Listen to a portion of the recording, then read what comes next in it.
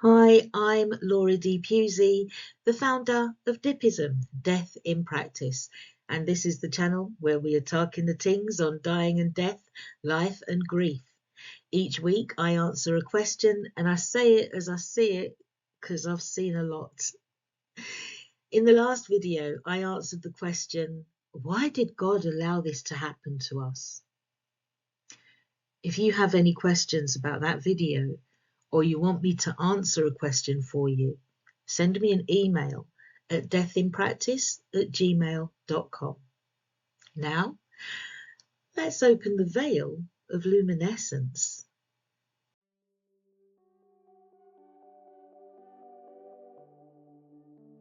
With the intention of infinite truths, by the pulse of sacred light, I call forth the veil of luminescence.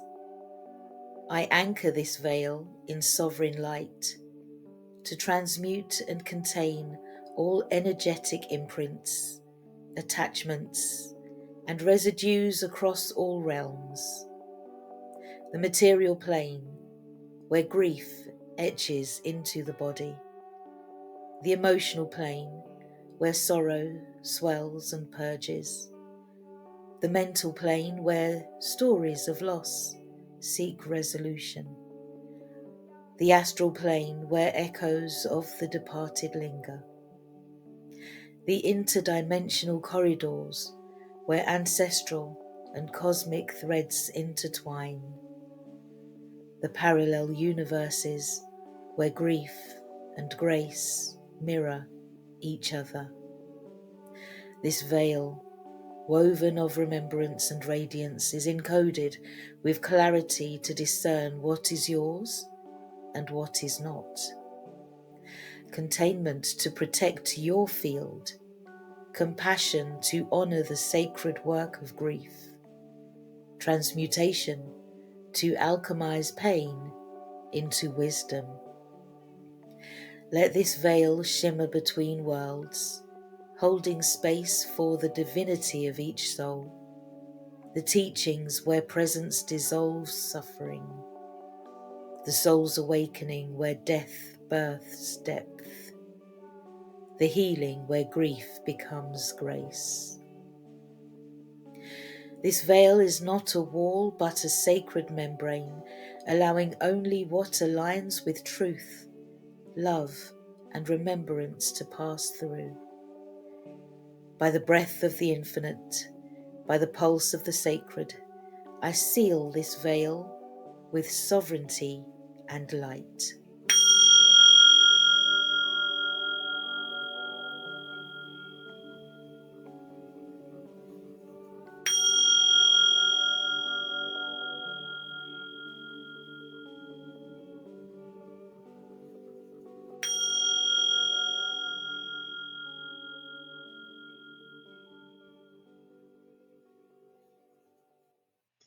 All right, chick. Welcome, and thank you for joining me. I trust all is good in your world. Today we are answering the question, who am I now that they've gone? When someone you love dies, you die too. Clutch your pearls.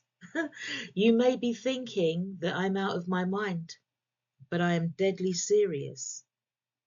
You die too, because the aspect of you that physically knows and loves them is now fading into your memories. Your life together has completed with the finality of their death transition, and it is that we grieve. We grieve that life, that love, those good times, the relationships, and who we were when we were with those that we loved. Now, this actually happens whether a person dies or not. When our relationships end, be them loving relationships, working relationships, or we are hit with health-related issues that alter our relationships, If the breakdown or death is sudden and we are not prepared for their end, we will grieve the ending of them. And what it is that appears to be lost is the familiarity, the physical, and the tangible. And that is because we can no longer reach over and kiss them, hold them, or lovingly punch them. So we have to reassess who we are now.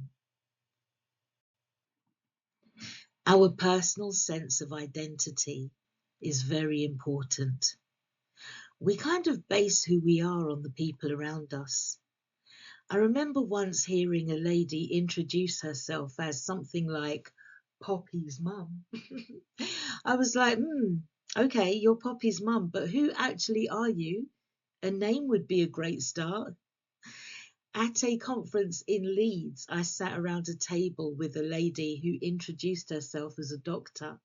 Again, I realised that she was stating her qualifications, but not her actual self. Then I remembered that I was once so proud of the fact that I was a train driver that I made sure everyone knew it. The rest of my personality was null and void in my eyes. I was a train driver. And that was what made me interesting. What? When we experience an ending that alters our identity in any way, we can find ourselves in a really confusing place, and that messes with our mental health. I'd say that is one of the biggest ways that grief throws us through a loop. Because when someone we love dies, we literally have to figure out who we are now without their physical presence. In future videos, I will address secondary losses that also impact upon our grief. For example, if you are suddenly widowed, you will have to adjust to handling certain tasks alone. You may have to learn the stuff that they brought to the table, the stuff you didn't see or realize before because their input was seamless. You might now have to consider life as a singleton for the short term or forever.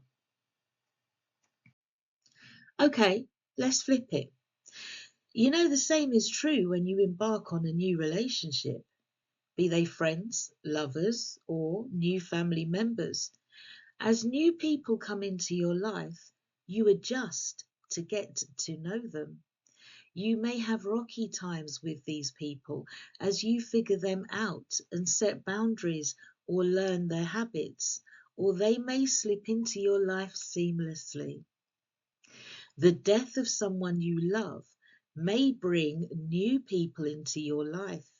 You may find that you now have new responsibilities and you may have to adjust to the needs of others as they learn, grow, and grieve. We kind of morph and expand to accommodate new people into our lives. It's better when we have a choice, but sometimes we don't. Sometimes people descend, they make their problems your issues, and it can be very overwhelming, especially if you are trying to figure out your own grief. And through all of this upheaval, you may find yourself learning more and more stuff about the person who has died, seeing them through the eyes of others who knew and loved them in their own ways. With every new obstacle or anniversary, it can feel like we are losing them all over again if we are dwelling on the nature of their transition and all that is gone with them. So, who are you now? You have to recreate yourself to adjust to a new way of living. You may find that stuff you had capacity for in the past has no place in your future. You may find yourself drifting away from friends. Likewise, they may drift away from you. But that's a whole nother question for a whole nother day. I spoke of time in the last video, and I think that there is a definite link between grief and time, more so than the cliche lines that remind us that time is a healer. Grief reminds you that time is precious. The times you spent with your loved one become more important once you can look back and review it through your memories. During the times of shared life, you were just living, enjoying, or maybe even just doing the day-to-day routines. But every smile of encouragement, every laugh at a funny thing or loving glance happened at times that now come to mind and remind you that, yeah, they've died. It's deep. I think the mistake that we make is in not realizing that the person was giving their time and attention to you in those moments, and you were giving yours. They were sharing themselves, and they received you, and they consumed you, and you consumed them. They've died, yes, but you had them, and in having them, they can't actually be removed.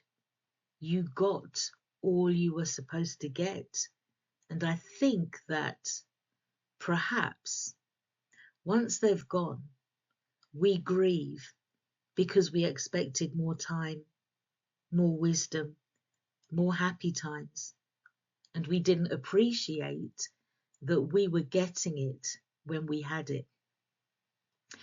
Perhaps this now sacred time was clouded by the comings and goings, stresses and worries of others, work, poor health, financial strains or studies, housing, and basically all that comes with life, which means that the times we shared may have been fleeting because our minds were actually busy in other places.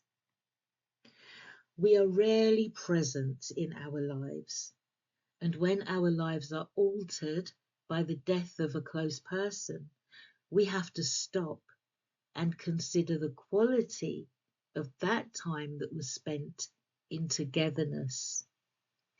This may lead to feelings of guilt, regret, or even anger because they appear to have left you, but they have not gone. They poured themselves all that they could into you. Yes, I'm going to say that again. They have not gone.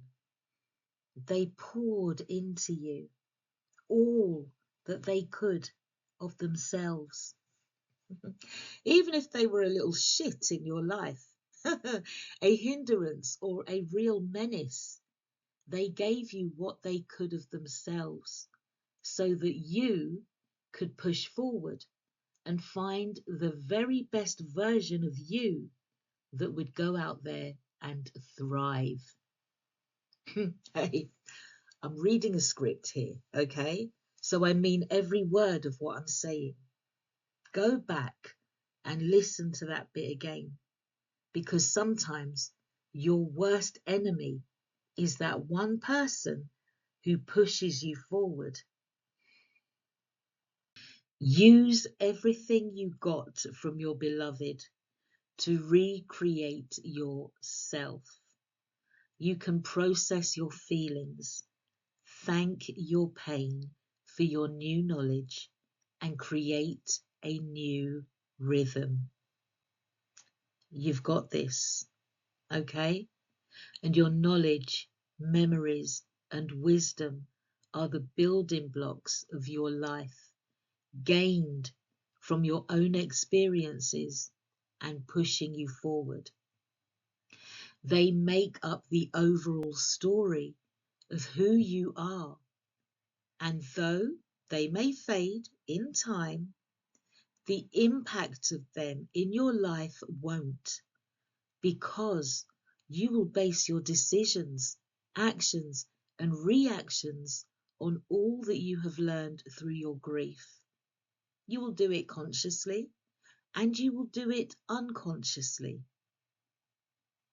In truth, many of those lessons tend to come after the person has died, because it is then that we find the time to review the relationship and then finally understand who they really were and what they were showing you and how to move forward. Maybe it is those personal experiences that form the new you. It's a bit like going from school to college, and then from college to uni, and then from uni to work. At each stage, you are not the same person. You've grown, and what you learn, you take with you. And that which was of no use is left to the ethers of time and space, picked up perhaps by others who then come in and teach you in other ways. Have you ever heard the expression, if you can't hear, you will feel? Our loved ones are gifts. Take time now and stop to appreciate them, because they will not be here forever, and neither will you. Say what you need to say. Share what you need to share, and clear the slates as much as you can on your part, because we are all a long time dead. If it matters now, deal with it now. And if they have died, write them a letter, journal, or talk to someone about what it is that you would like to have said to them and what you think their reactions might have been based on the fact that you knew them. You might hear their voice in your head. Talk to them. It's actually okay and perfectly natural to hear voices. The only issues come when those voices are negative, incessant, and urging you to perform acts of violence against yourself or others. If you want to speak with one of my grief practitioners, you can contact us at www.dipism.com. Finally, the new you in this moment isn't leaving your loved one behind. You are taking them with you. And of course, you can stew for as long as you like. You can lose your marbles and the will to go on. But you know what? There will be times during your darkness when glimmers of light invite you to get up and keep going. Lean on the love you received from your beloved. And your time hasn't come yet. So be the best that you are and be a new you. Live your life. Live your life for them. Live your life because of them.